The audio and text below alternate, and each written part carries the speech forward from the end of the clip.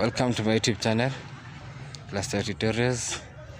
Today I'm making a recording of Marthe's Kibanda. It's quite awesome.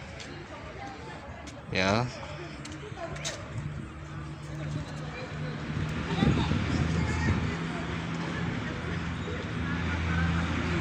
It has good bananas and disease.